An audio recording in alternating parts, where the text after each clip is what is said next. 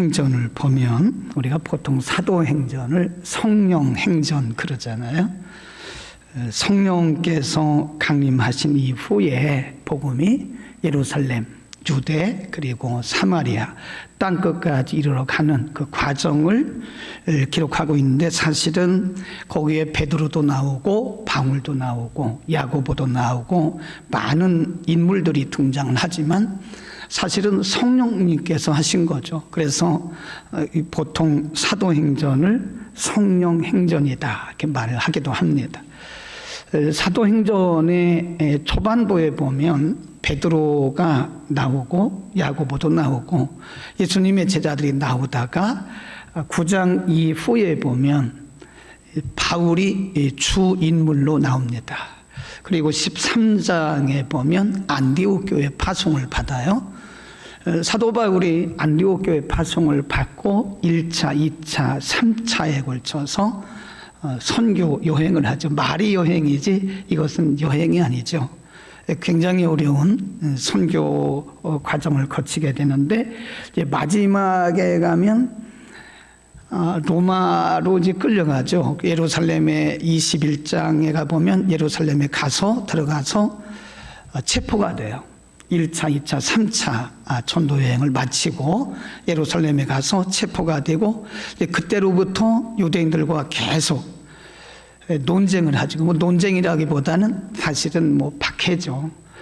사도 바울에게 여러 가지 누명을 씌우기도 하죠.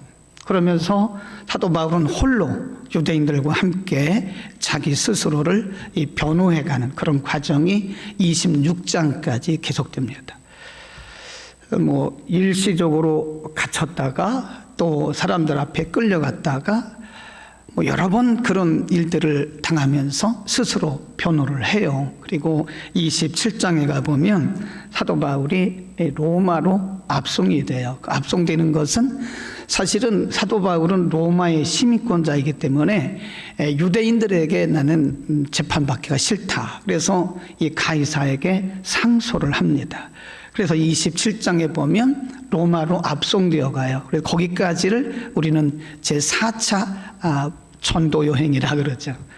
사실은 네 번째는 로마로 압송되어 가고 로마의 감옥에 들어간 건데, 복음적인 측면에서 보면 로마의 감옥에 가서도 사도 바울이 복음을 전해요. 그래서 1차, 2차, 3차, 그 다음에 로마 4차 이렇게 보는 거죠.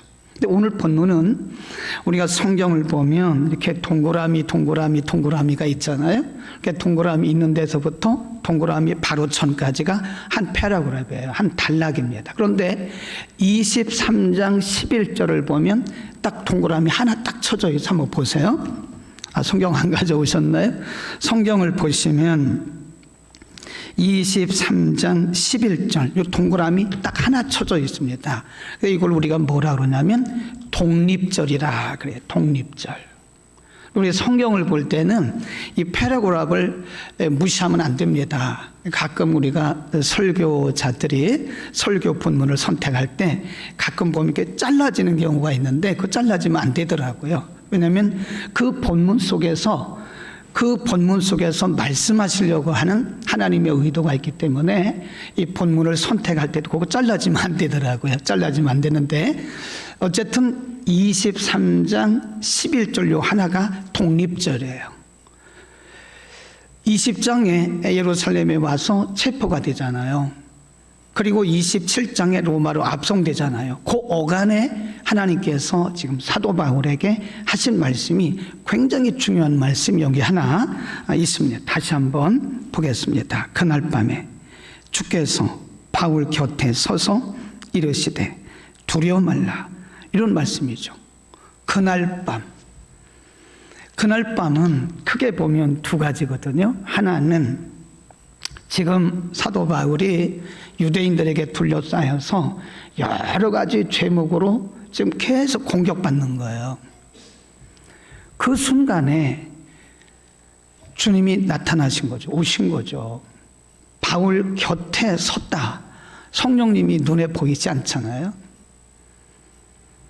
그 다음에 그날 밤이라고 하는 것은 로마로 압송되기 직전입니다. 그러니까 로마로 끌려가서 지금 죄수의 몸에 대해서 로마로 끌려가 바로 전날, 시간적으로 바로 전은 아니지만 바로 전에 하나님께서 지금 사도 바울에게 나타나신 거예요. 말씀하시기를 두려워하지 마라. 두려워하지 마라.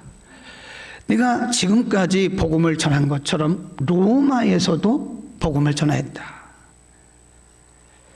굉장히 중요한 말씀이라고 생각을 합니다. 그날 밤에 주께서 바울 곁에 서서 가라사대 두려워 말라. 네가 예루살렘에서 복음을 전한 것처럼 로마에서도 네가 복음을 전해야 하리라. 이 말씀 속에 저는 여러 가지 하나님의 메시지가 있다고 보는데 두 가지만 말씀드리면, 하나는 하나님께서 개입하신다는 거죠. 네. 인간적으로 보면 사도 바울이 지금 굉장히 곤경에 처해 있는 겁니다. 복음 때문에 그런 거죠. 자기 자신을 위해서 그런 것이 아니라 복음 때문에 곤경에 처해 있을 때 하나님께서 그 모습을 다 보고 계셨다는 거죠. 우리가 하나님의 말씀대로 살고 또 하나님의 뜻대로 살고 복음을 전하는 전도인의 삶을 살고 경건하게 살아갈 때에 우리에게 많은 어려움이 있습니다. 어떻게 보면 우리 크리스찬의 삶은 순례자의 삶이죠. 사람들이 우리를 박수 쳐주고 칭찬해주고 응원해주기보다는 디모데후서 3장 12절에서 사도 바울이 디모데에게 가르친 말씀처럼 우리가 경건하게 살려면 우리에게 많은 고난과 조롱과 박해가 옵니다. 그렇다고 해서 우리가 하나님의 말씀대로 살아가는 것, 하나님의 뜻대로 살아가는 것, 복음 전도자로 살아가는 것을 우리가 포기할 수는 없지요. 중요한 것은 바로 그 순간에 우리 주님이 우리를 바라보시고 개입하신다는 거죠. 그날 밤에 이게 참 중요한 말씀인 것 같아요. 바로 그날 밤에 우리가 곤경에 처해 있을 때 하나님의 말씀대로 살다가 우리가 곤경받고 고난받고 핍박받고 때로는 조롱받을 때 바로 그 순간에 우리 하나님께서 우리에게 개입하신다고 하는 겁니다. 아멘.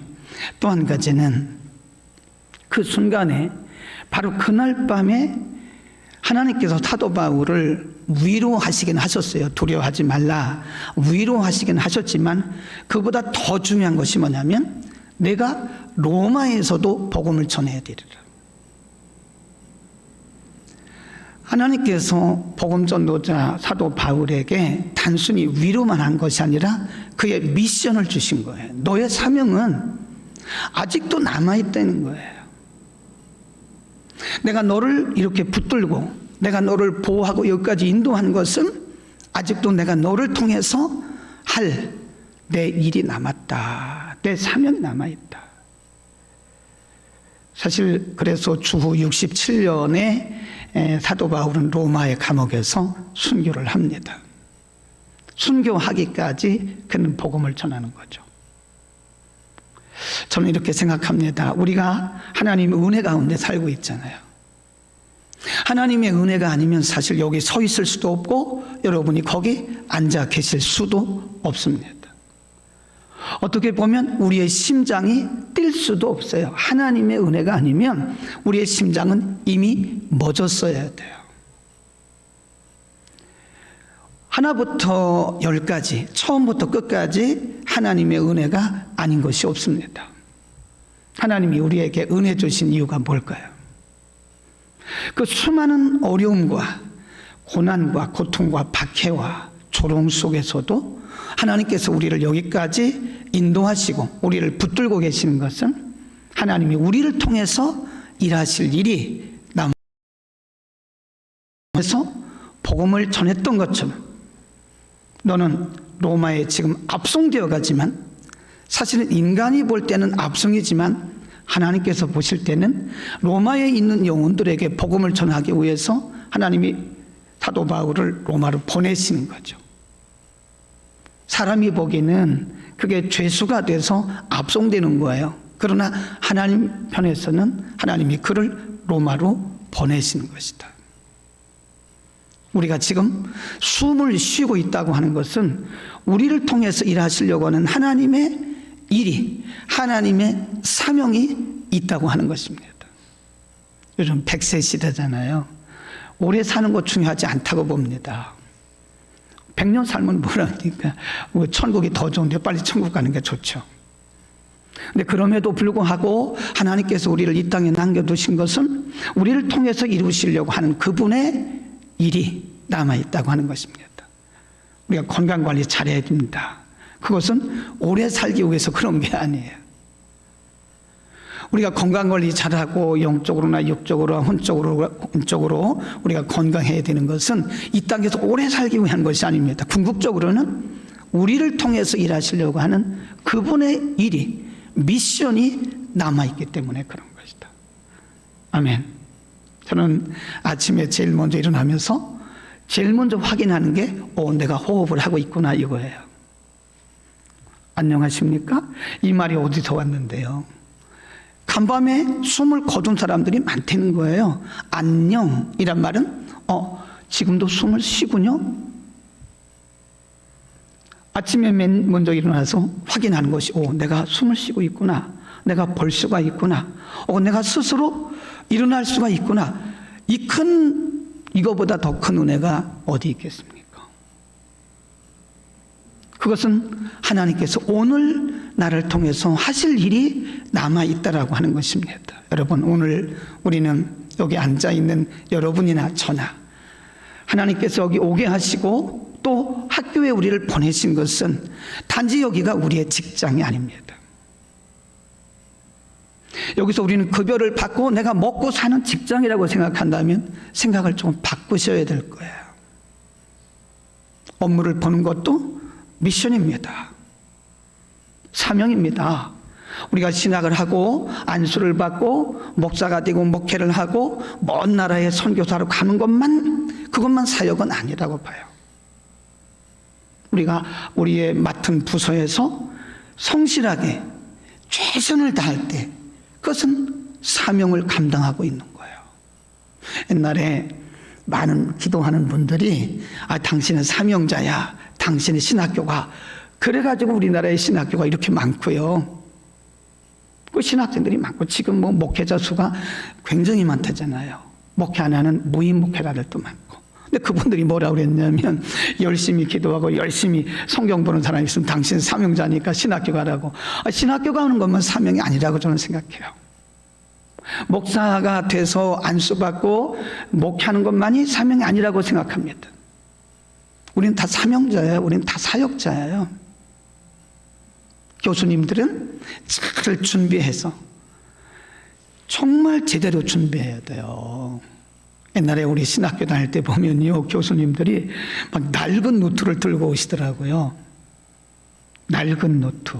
굉장히 명품이죠. 그러나 어떻게 보면 여기 또 뭐가 있다는 거예요.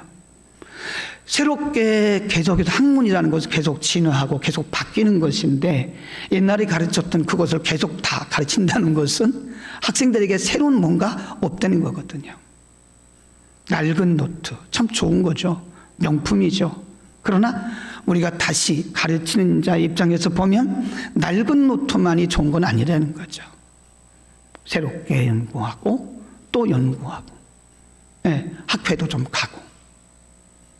그 의사 선생님들 보니까요, 의사 선생님들은 일주일에 한 번 혹은 한 달에 한 번 학회를 가더라고요. 그 뭐 하나 이렇게 보니까 그 의사 선생님의 그 오른쪽이나 왼쪽에 책상에 보면 책들이 이렇게 쌓여 있어요. 한번 제가 물어봤어요, 선생님한테. 아니 선생님, 의대 공부하시고 그 전문의가 될 때까지 공부 참 많이 하셨을 텐데 계속 공부하세요? 아니라는 거예요. 의대 다닐 때 배운 그 학문을 가지고 잘못했다가는, 환자 받다가는 큰일 난다는 겁니다. 질병의 종류가 많아지고요. 그리고 진료하는 방법이나 수술의 방법이 계속 달라진다는 거예요.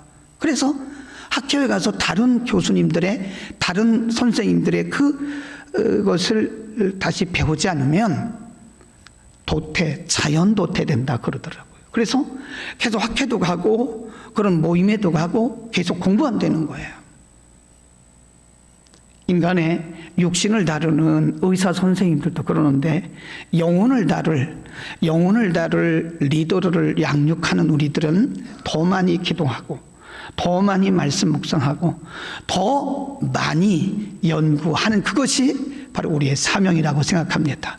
목회자는 목회하는 것이고 가르치는 자는 가르치는 것이고 업무를 보는 직원들은 업무의 현장에서 최선을 다하고 기도하면서 하나님께 지혜 구하고 그러면 우리는 사명을 다하는 것이다. 아멘. 우리에게 사명이 남아 있습니다. 기도하겠습니다.